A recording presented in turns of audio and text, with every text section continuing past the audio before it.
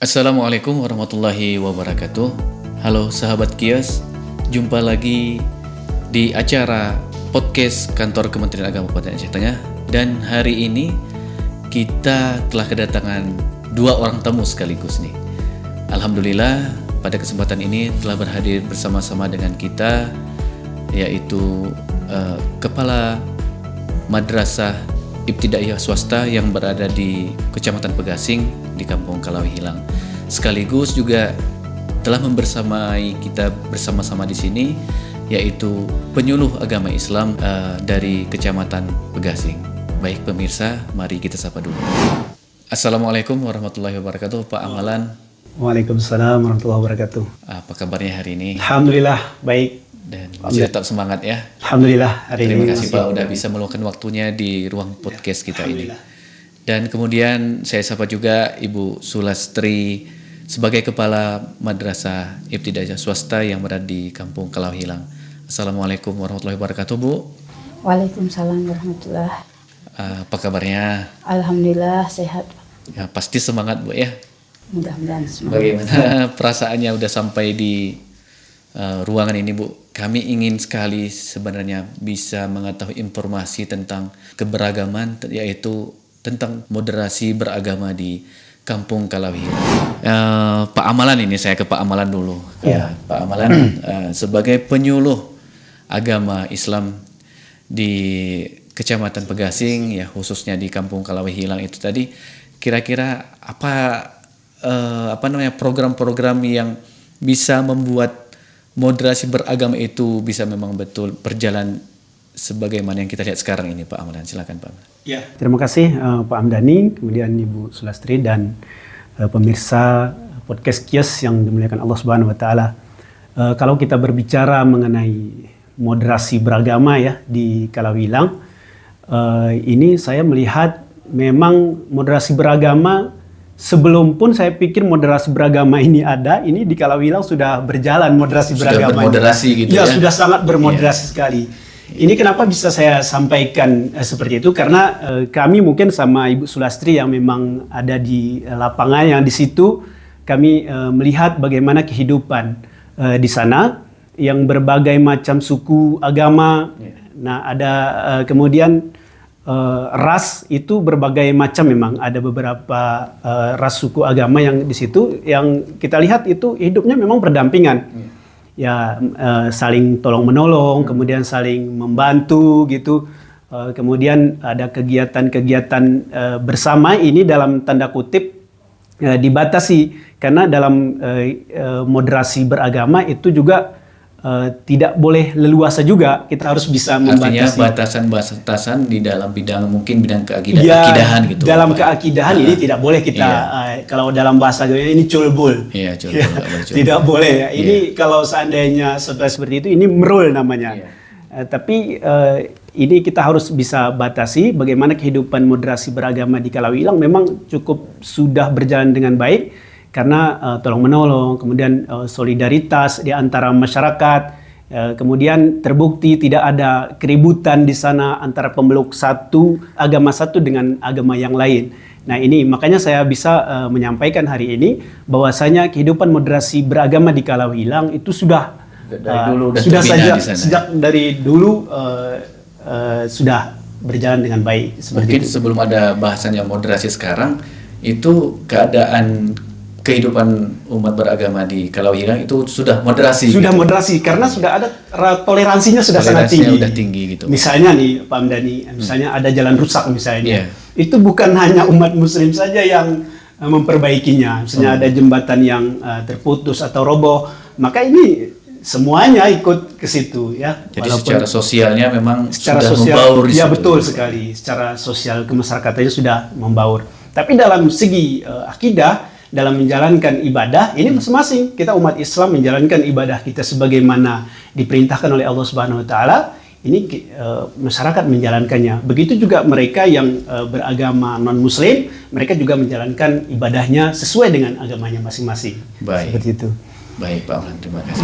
Jadi Bu, berhubung di Kalawi Hilang itu udah terdapat satu sekolah, ya Ibu sebagai kepala sekolah di sini, ya justru kami ingin sekali ingin mengetahui bagaimana sistem pendidikan yang diterapkan di Mis Kalau Hilang itu sendiri, Bu.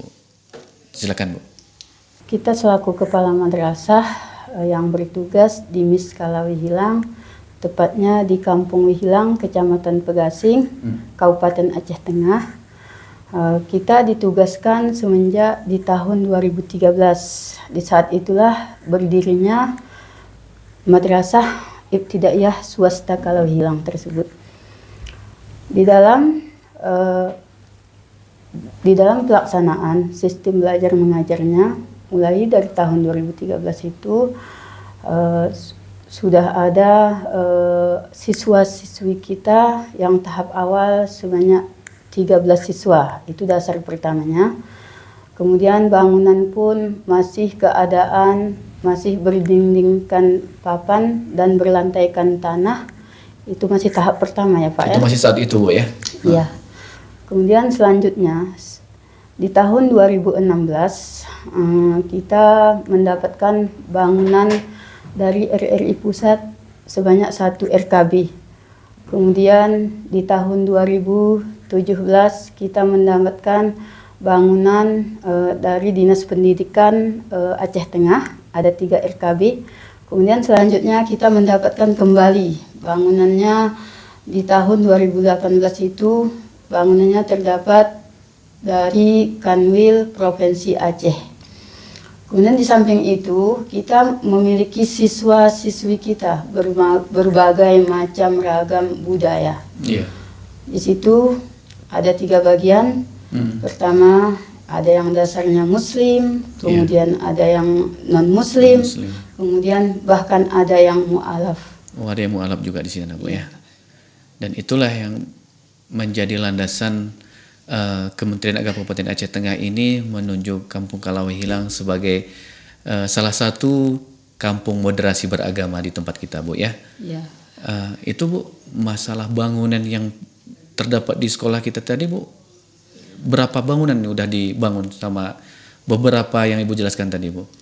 Semenjak bangunan pertama yang datangnya dari RRI Pusat sampai tahun sekarang, dari tahun 2016 sampai dengan tahun 2020 itu udah kami dapatkan bangunan sebanyak 6 ruangan. Sistem pembelajaran yang diterapkan di Mis Kalau Hilang itu seperti apa, Bu? Tadi kan Ibu menyampaikan ada beberapa anak-anak kita yang non-Muslim juga bersekolah belajar di sana, Bu, kan? Bagaimana Ibu bisa membatasi proses pembelajaran di sekolah Ibu tersebut? Ya, kita sistemnya selaku kepala madrasah atau guru-guru di sana yang sudah ditugaskan, kita wajib membantu siswa-siswi kita. Apabila dia di saat PPDB mendaftarkan ke madrasah kita, kita langsung menjelaskan dahulu kepada walinya bahwa di sini sekolah agama. Ketika dia mendaftarkan, ternyata anaknya masih non-Muslim. Kita membantu namanya pendidikan, kan? Iya. Karena semangatnya semangat mendidik, Bu, ya. Iya. Jadi kita nggak ada batasan, walaupun memang basic di sekolah itu basic ibtidaiyah itu kan sekolah keagamaan kita bisa bilang gitu, Bu, kan. Iya. Tapi di proses pendaftaran itu tadi apa? PPDB itu kita udah sampaikan ke wali muridnya seperti itu, Bu, ya. Sudah. Tapi wali muridnya bisa menerima, Bu, kan? Menerima, tidak ada kendala Alhamdulillah. apapun. Tidak ada kendala. Berarti nggak ada kendala di dalam proses pembelajaran itu tadi, Bu, ya. Tidak, Pak. Baik. Di Mis Kalau Hilang, Bu, sebagai wadah pendidikan yang ada di Kampung Kalau Hilang itu sendiri, Bu, bagaimana Ibu bisa memilih ataupun menyusun program pembelajaran yang kesannya tidak ada paksaan ataupun tidak ada kesan penggiringan ke suatu pelajaran, katakanlah pelajaran agama gitu, Bu, kan? Bagaimana Ibu menjalankan program tersebut, Bu? Pelaksanaannya, Pak, kalau ketika masuk jam mata pelajaran terutama pelajaran agama itu, Pak, kan? Iya. Bahkan non-Muslimnya kami tidak memaksa. Iya. Akan tetapi hanya mereka yang memang mau. Cuman nggak jadi masalah. Ya. Mendengar, melihat, kalau keluar pun nggak jadi masalah juga. Tapi anak-anak nggak mau juga, tapi dia pingin juga mengikut. Tidak punya kendala apapun dia kalau bergabung dengan anak-anak yang lain. Kalau kita ajarkan tentang agama itu tadi, dia pun ngikut terus. Oh, dia mau mendengarkan aja gitu, Bu ya? Mau. Padahal kita sudah suruh keluar gitu, Bu. Tapi kan? kita tidak nggak menuntut keluar. bahwa anak itu harus bisa. Oh, gitu ya. Ya. Berarti ketika ada jam pelajaran agama, katakan pelajaran agama Islam, itu anak-anak kita arahkan dulu mau keluar silakan gitu, Bu kan? Iya. Tapi anak-anaknya nggak mau keluar, malah ingin mengikuti pembelajaran gitu tadi, Bu ya? Iya, Pak. Tapi tidak kita harus bisa ini gitu, Bu ya? Iya, Harus Pak. bisa mengikuti pelajaran akidah tersebut. Iya. Bukan gitu, seperti itu, Bu kan?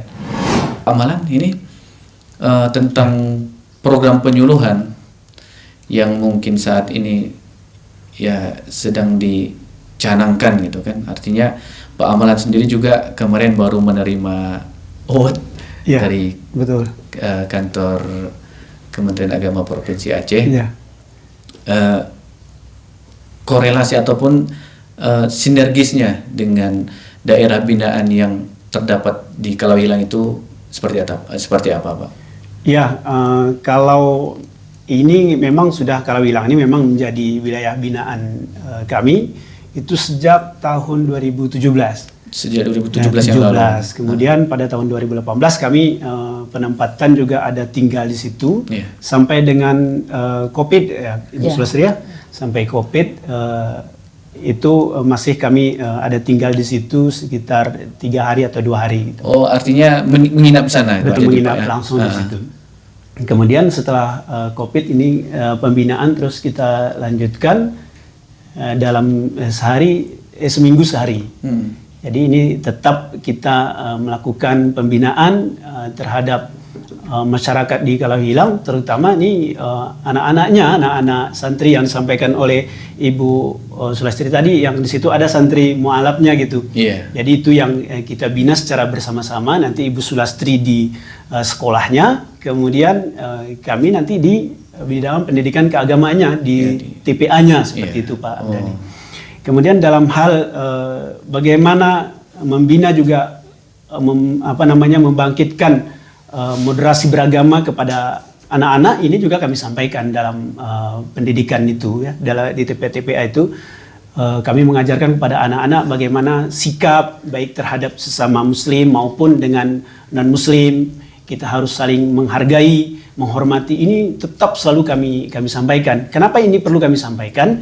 Karena ini mengingat yang seperti tadi, ini komunitas kita berbagai macam ras, suku dan agama. Jadi sebagaimana Islam mengajarkan kepada kita bahwa Islam itu sebagai rahmatan lil alamin. Nah, tidak boleh ada kekerasan di situ, tidak boleh ada perpecahan.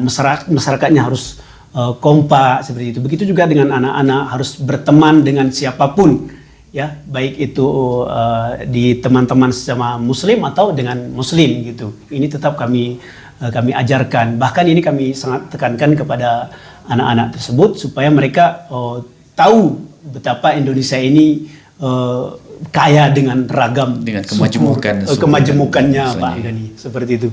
Jadi ada anak-anak sudah dari bangku usia dini betul.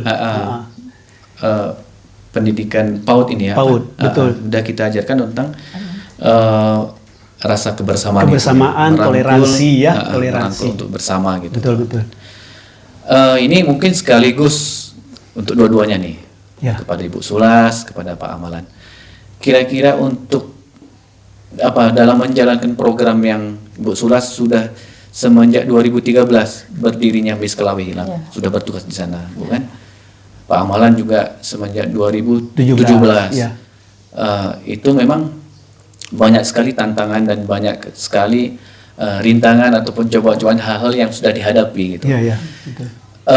Yang ingin saya tanyakan, kira-kira apa kendala dalam proses perjalanan ini, dalam proses perjalanan utusnya menjalankan program kependidikan, program penyuluhan gitu. Kira-kira apa kendalanya nih, Pak, Ibu? Ke Ibu aja dulu. Kalau di situ kendala yang sering kami hadapi ketika kami berurusan mengurus data siswa-siswi menuju ke Kemenak Kota, itu transportasi jalan sampai dari tahun 2013 itu sampai dengan sekarang jalannya masih keadaan Ya, Luar biasa, Bu, ya. prihatinkan gitu Pak ya. luar biasa. Luar biasa. Mudah-mudahan untuk kedepannya bisa diperhatikan sama pemerintahnya. Jadi akses jalan itu diperbaiki ya Bu ya. Sehingga bisa kami berurusan lebih mudah gitu. Itu ya, untuk menunjang percepatan proses pendidikan itu tadi Bu ya. Iya. Ya. Untuk Pak Amalan, kira-kira selain jalan ataupun Iya, tantangannya ya Pak Andani ya. iya. Kalau berbicara tantangan ini sebenarnya kalau apa namanya aspek jalan itu betul ya yang disampaikan Ibu Sulastri. Memang tatkala kita pulang atau pergi dari ke Kalawilang, memang kalau niat kita bukan karena Allah, nah ini tidak Itu bisa. pasti berat kita bisa. Berat berjalan sekali ke Pak sana. Andani. Ya, berat sekali. Mungkin kalau niat kita bukan karena Allah, Iya. Ibu Sulastri tidak akan pernah sampai ke Kalawilang. Iya, Begitu juga tidak akan pernah sampai ke kantor berurusan itu. betul. Ya, begitu juga dengan kami. Tatkala punya niat yang baik, maka kendala yang ada di lapangan itu insya Allah akan teratasi gitu. Karena prinsipnya Pak Hamdani memang kalau secara jalan tadi memang betul itu yang disampaikan Ibu Sulastri. Iya. Tapi bagi kami yang paling berat itu adalah hati. Hati ya. Ya, ketika melakukan pembinaan ke situ kadang-kadang ada rasa malasnya, maka itulah yang harus harus dilawan Dan seperti itu menjadi tantangan besar. Menjadi ya, tantangan Bu. yang besar Tantangan- kepada diri tantangan terberat sendiri. juga itu Pak. Itu ya. Betul sekali Pak Hamdani. Karena kenapa demikian? Ketika kita sudah berada di Kalawilang, maka seolah-olah pulang itu menjadi berat. Oh, gitu. Begitu juga ketika belum berangkat, maka itu langkah kita menjadi berat gitu. Terasa berat gitu. Nah, karena mengingat Oh, jalan tadi kan tantangan di tengah jalan. Tapi karena niatnya karena Allah Subhanahu wa taala, maka apapun tantangannya, apakah jalan becek atau batunya timbul-timbul atau hujan, ini tidak menjadi masalah. berarti akses jalan yang belum tersentuh aspal lah gitu bisa kita bilang ya. Ya, betul Pak Hamdan. Aspal yang memang ya memudahkan kita untuk Ya, transportasi akses mungkin gitu. transportasinya yang ke sana yang agak terkendala. kendala ya. Jadi Ya. kira-kira sekitar Kalawilang kita ke kantor ini berapa lama perjalanan itu? Kalau kita lihat di Google Maps itu sekitar 32 kilo kita Pak Hamdan. Kilonya kan? Ya, Tapi kan kondisi jalan yang naik turun gunung gitu Pak kan? ya itu kalau musim hujan, mungkin Ibu Sulastri yang paling merasakan ya. Iya. Itu mau sampai sekitar 2 jam kita 2 sampai jam. ke Takengon ini, gitu. Pemirsa, itulah mungkin tantangan yang dirasakan oleh Ibu Sulastri sebagai kepala madrasah, kemudian juga Pak Amalan sebagai penyuluh agama di sana, yaitu transportasi menuju Kampung Kalawilang itu sangat memang memprihatinkan. Artinya di saat musim hujan, para bapak ibu ini merasa keamanan, merasa tertantang. Kalau nanti nggak ke sana, bagaimana dengan keadaan anak didiknya di sana? Begitu juga dengan Pak Amalan. Kalau tidak berangkat ke sana, Ya. bagaimana Bagaimana dengan keberadaan binaan yang dibawahi oleh Pak Amalan itu sendiri? Moto kita di sini itu ikhlas beramal, seperti yang disampaikan sama Pak Amalan tadi. Kalau hati yang merasa berat itu, otomatis program itu tidak bisa berjalan. Tetapi kalau memang lillahi ta'ala sudah disampaikan tadi, jadi seberat itu tadi juga tantangannya, jadi program itu bisa dengan mudah untuk dijalankan. Baik Pak Amalan, Ibu Sulastri, mungkin harapan yang ingin disampaikan di dalam program ini seperti apa? Dari ke Pak Amalan aja dulu. Silakan. Harapannya memang yang pertama kami mengharapkan perhatian pemerintah yang selama ini tertuju ke Kalawilang ini kalau bisa jangan dihentikan. Selama ini keluarga besar Kementerian Agama Kabupaten Aceh Tengah sudah luar biasa perjuangannya terhadap Kalawilang, sebagaimana disampaikan Ibu Sulastri tadi. Dari dulu bagaimana bangunan madrasah yang keadaannya memperhatinkan. Alhamdulillah dengan adanya perhatian dari pemerintah, dari Kemenak Aceh Tengah, kemudian dari keluarga besar Kanwil Kementerian Agama, kemudian dari pemerintah daerah juga, tidak kalah penting. Ini sempat terakhir Pak Bupati juga hadir ke PJ Bupati. Ya, PJ Bupati hadir ke Kalawilang. Kami berharap ini terus disambung istilahnya perhatian ini, dan tidak hanya ke Kalawilang, justru ke seluruh pelosok negeri di Kabupaten Aceh Tengah. Ini perhatian kita secara khusus harus tertuju kepada masyarakat-masyarakat yang berada di pedalaman seperti Kalawilang ini, supaya mereka juga tidak tertinggal jauh gitu. Ya, ini yang kita harapkan. Kemudian yang kedua yang kami harapkan, mungkin ini harapan masyarakat di sana juga, bagaimana akses jalan ini bisa diperbaiki, ya paling tidak untuk memudahkan akses transportasi supaya masyarakat di Kalawilang bisa kehidupannya lebih baik seperti itu. Karena dengan akses jalan menjadi lebih baik, otomatis apa yang mereka tanam di sana dengan mudah mereka keluarkan seperti itu. Kalau sekarang ini mungkin mereka memiliki hasil tanaman seperti itu ada lagi biaya yang keluar. Terkendala dengan biaya transportasi. Transportasi harus dikeluarkan kembali. Maka harapannya ini mewakili masyarakat Kalawilang kepada pemerintah, terutama pemerintah daerah Kabupaten Aceh Tengah, mohon akses jalan ini untuk diperhatikan seperti itu.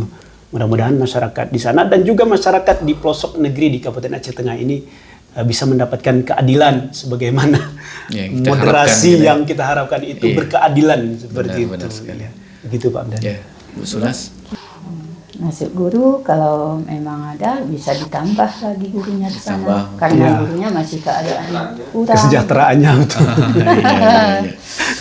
Ya, dan itu memang bisa menjadi bahan pertimbangan mereka yang ada di atas sana gitu. Artinya ya sebagai kepala kantor gitu bukan, kemudian sebagai pemerintah daerah yang disampaikan Pak Amalan tadi menjadi bahan agar proses pendidikan di Kalawilang itu tadi juga berjalan dengan maksimal gitu Bu. Jadi Pak, terima kasih mungkin untuk waktunya sampai hari ini kita masih beraktivitas. Jadi kami berharap juga dari sini Pak Amalan, Bu Sulas, semoga Bapak Ibu tetap semangat, selalu diberikan kesehatan, kemudahan, sehingga program moderasi beragama yang ada di Kampung Kalawilang tetap berjalan sebagaimana mestinya.